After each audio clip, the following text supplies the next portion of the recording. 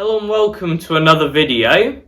In today's video we're going to be doing some investigation into some differential parts for one of our 1962 Bolens Ride-a-matics.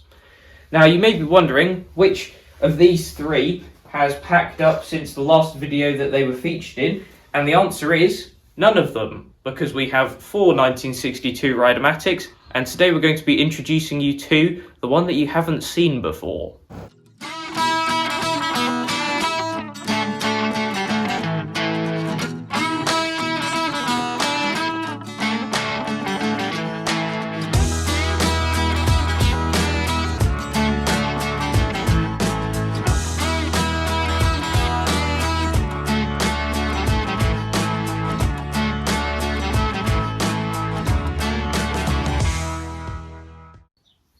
Now, the 1962 Rideamatic in question we got back in 2016 along with 10 other Bolens from a collector down south, and we've actually spoke about this kind of job lot of Bolens that we got before, because that is the same kind of job lot or collection that we got our 1960 Rideamatic from, the one that we've been mechanically restoring.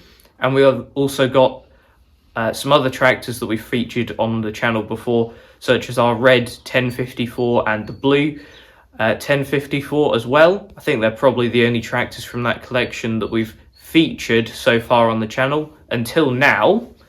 Now on the laptop here, we've got a picture of how we found this 1962 Rideamatic. It was under a rotten tarp, as you can see, that's around it. It's got massive 16-inch wheels fitted to the rear. The mudguards have been lifted up to account for that. It's got some firewood as a seat there. As you can see, there's no lift arm there. All of that has been removed. It's got a little Tecumseh fitted onto it, which is obviously the wrong engine. And if I move to the next picture here, this is what it looked like when we got it home. And the picture from this side shows you that there's no PTO linkage or anything on that side. That is all long gone. So all of these modifications would have been done by a previous owner or a number of previous owners. Now, we've done some investigation into this tractor already, relatively recently, off camera. And by doing that, we discovered that a number of the diff parts were quite badly worn, which is probably due to abuse of this tractor and the bigger rear wheels. Now, we've got a friend in America who has some diff parts that we think are from a 1960 Rideamatic, and we think there's a difference between the 60 and the 62 diff parts because of the shaft size of the rear axle. But we will have to tear this one apart, and we're also going to get our 1960 that we've made out of parts into the workshop, tear the diff down on that as well, and do some comparisons to see whether we can make the diff parts work or whether we need to look for some other ones.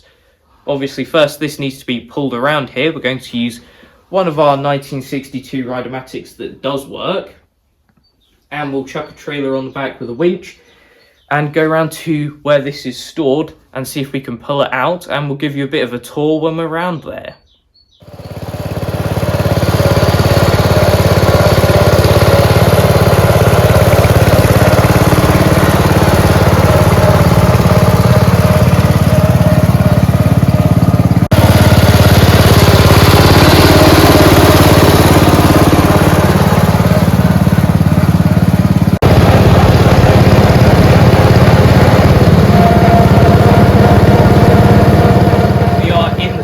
Now, and there's no windows in here, so it's pretty dark. You've only got the light coming in from the door behind the camera and a couple of LED torches here. And there's quite a few machines in here, so I think we'll give you a tour of what is in here. Directly in front of you is our third 1961 Bolens Ride-a-matic. It's a pull start one, and it's the only 1961 Rideamatic that you haven't seen on our channel before.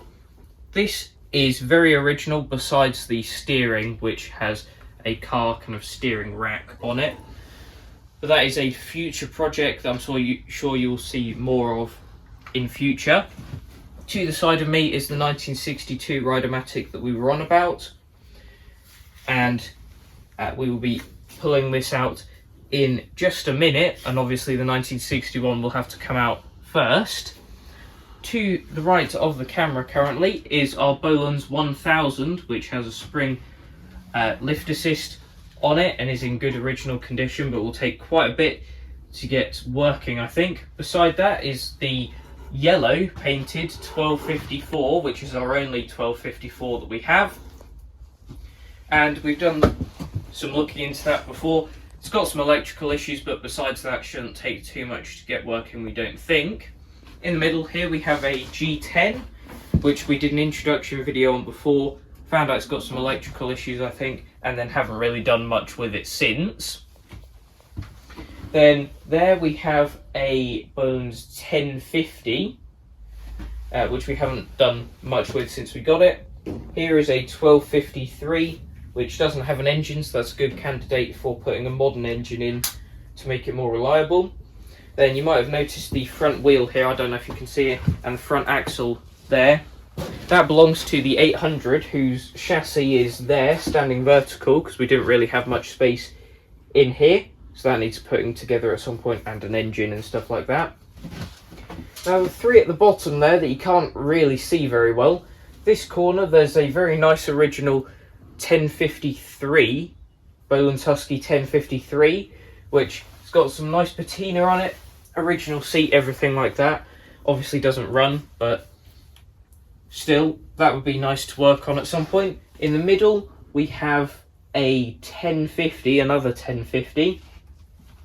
And then in that corner we have an 850, which we found in effectively a hedgerow of brambles from the same collection as these other tracks that we've been talking about. Then up at the top here we have a G14, a G10 and a 1053. That one, or these two, don't have engines, that one does have an engine. They'll most likely end up as parts tractors, and that one on the, well, on my right as I'm looking at it, may be salvageable with an engine, we'll see. And a couple of the tractors in here will probably get combined to make one good tractor out of two. But when it comes to this collection that I've been talking about that we got in 2016, both of these Rideamatics came from there. The 1254 came from there, so did the 1000. That 1053 did, the 1050 did, this 1253 did, and the 850. So there is at least 5, 6, 7, 8, 9 tractors in here, I think. 8 tractors in here, I think, that came from that collection. But now what we will do is we will pull this 1961 out of the way, and we will start to load up this 1962, which is very challenging, seeing as with the diff issues, it doesn't like moving. So we'll have to see how that goes. So we managed to wrestle this out of the shed now, and we've got it attached to the winch on the trailer, and the trailer's tilted up.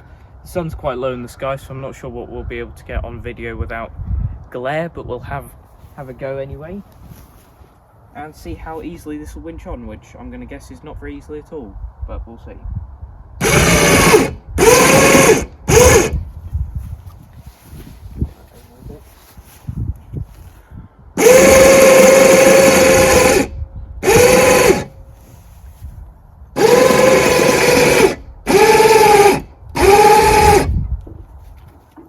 Okay, well that's not great. It's skidded a bit at the back.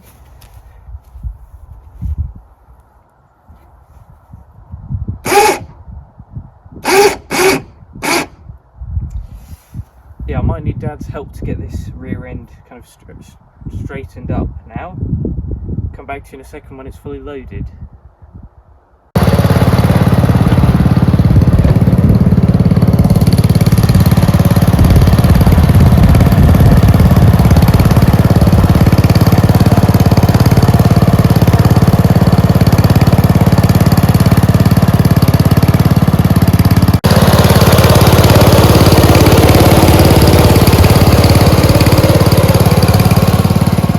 Have our fourth 1962 up on the hydraulic bench now, and Now that you can see it a bit easier, you may have noticed a couple of things that are different from the pictures that we showed you before.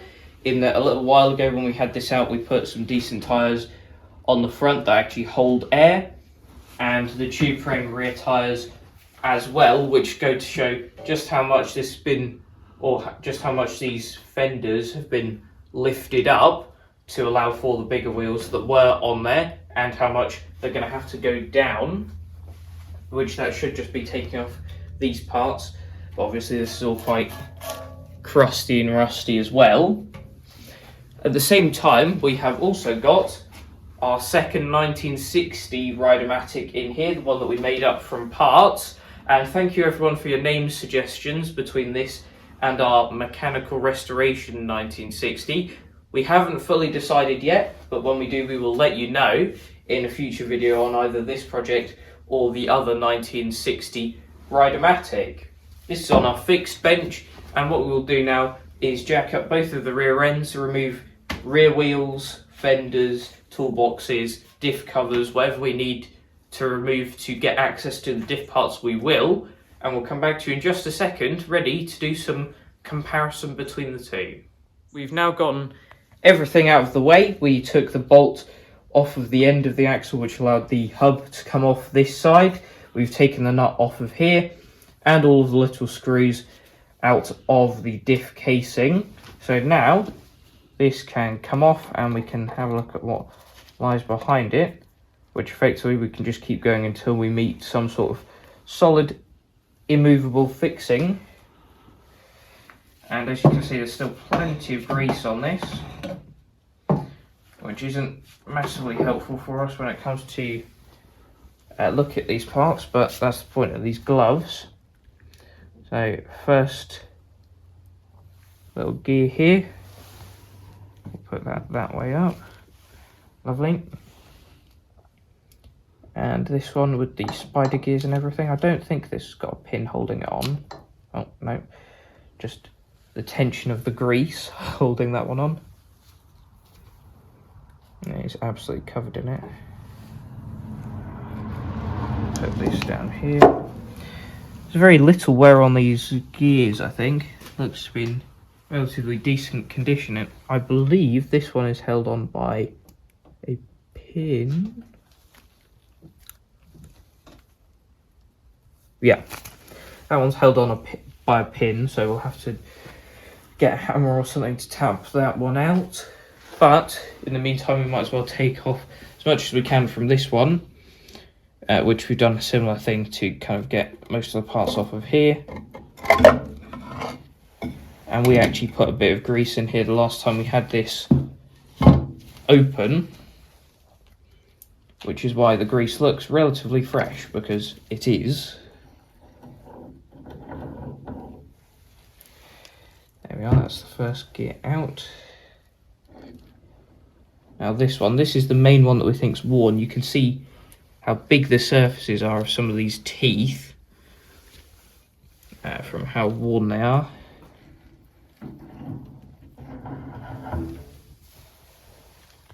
There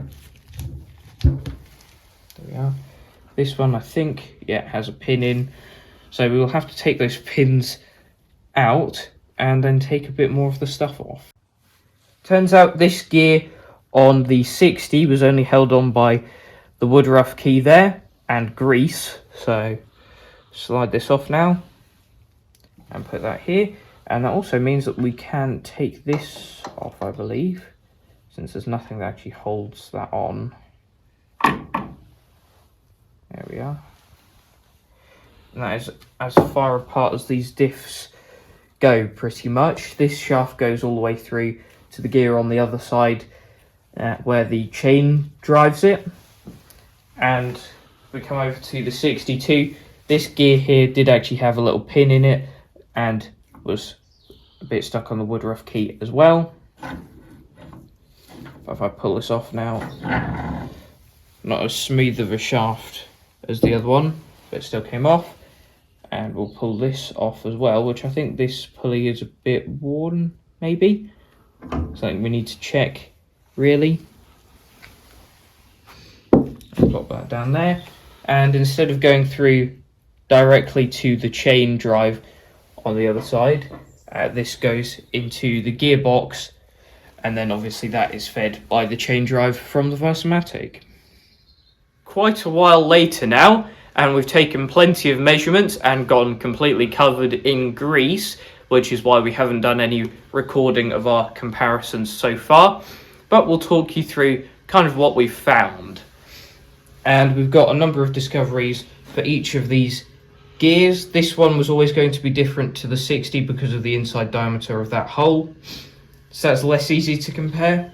But we'll start off with this one here, which we cleaned up both of the gears, the one from the 62 and from the 60, and you can see there is a part number cast into this, 1702915, as you can see there. If we compare that to the one from the 1960, is exactly the same, 1702915. So in theory, these are the same part.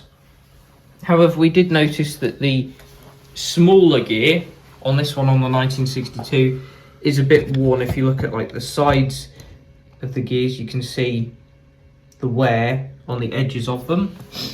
So ideally, we'll be able to get a replacement one of these, but we've done some measurements kind of across the diameter of the gears and everything, and they are definitely the same. So from America, we should be able to get a replacement one of these without that wear, and that is job done. Next, we come to this gear, which we did quite a bit more testing with. As I said before, we already knew that the hole was going to be 1/8 of an inch larger diameter, but we tried a number of things, such as you can see here there's a lip rather than the teeth, which are worn. We thought there'd be a better comparison if we compare the diameter of this from kind of the outside of the lip on each side, and then we did that across to the 1960 here, and that is the same. We also got these gears from the 62 and put them onto this gear, but from the 1960, and they meshed quite nicely. So it would work if we had a 1960 gear with the kind of spider gears on there. We also measured the depth of this, kind of how far this sits from the table as we're measuring it, and that's the same from the 1962 to the 1960. So pretty much every measurable dimension that we found, they are the same, except for the hole diameter, as I said, except for the fact that obviously this is very worn. And if I take one of these worn teeth at random and just try to measure the depth of it here, try and get this even on there. If you look at that, that's 0.165 of an inch there, pretty much, somewhere around there. And if we take a tooth at random from the gear from the 1960, we can see that that is 0.23. So it's quite a bit more tooth on here than there is on the 1962 gear. So this is very worn and definitely needs replacing. However, we're confident that all of the dimensions from the 1960 diff gear are the same, except for the hole, which we would try to mill out. And we did a couple of tests, filed a couple of spots on here. You can see there's a bit of an indent on that edge now, and just on the side there, where we tried to file this gear, because our thinking is if we can file it, which we can, then we can mill it. So what we think we're going to do is buy one of these gears and one of those gears from our friend in America, and then mill this out so that it's 1/8 of an inch larger hole, and then we should be able to put those replacement parts on here. And although that definitely doesn't even chip away at most of the problems with this tractor because there's so much wrong with it, it's a step in the right direction at least. Now, some of you may be wondering, how does a gear like this get so worn in the first place? And that is because on these Rideamatic diffs, one of the most essential parts are the bronze bushings that are here, and there's another one at the other end of the axle tube there. which, as you can see, they look nice and shiny, because when we last tore down this diff to try and work out what was going on, we optimistically replaced both of those in the hopes that that would bring the gears closer together and hope that the wear wasn't too bad, which obviously is very bad. Now, effectively, when they wear down, this gear doesn't go anywhere, but the rear axle can move all over the place, causes separation between the two gears. They start to slip, chip away at each other, especially with the speeds that some of this stuff turns, and that just chips away at the gears to the point where they are too worn to use, such as now, which I assume is why this tractor got parked up in the first place. Now, that wasn't the only thing we did when we tore this down before. We also straightened this shaft because it was bent, possibly something that a previous owner did to try to bring the gears closer together, or it was bent away from the two gears kind of snagging on each other. And also the rear axle was bent or buckled, and we managed to straighten both of those things out, but it still wasn't enough to make those gears kind of mesh nicely. So that tells us that we absolutely needed to replace those. But now at least we know where we stand with all of these measurements, and it looks like we have a way forward with this diff by getting those 1960 Rideamatic parts and fitting them on here. But do let us know down in the comments section down below what you think of our idea to mill out one of these diff gears from a 1960 Rideamatic, and also let us know what you think of our fourth 1962 Rideamatic, whether you think this looks like a viable project or if we're in above our heads with this one, which we may well be, but we'll see. But that's it for this video. Thanks for watching, and I'll see you in the next one. Bye.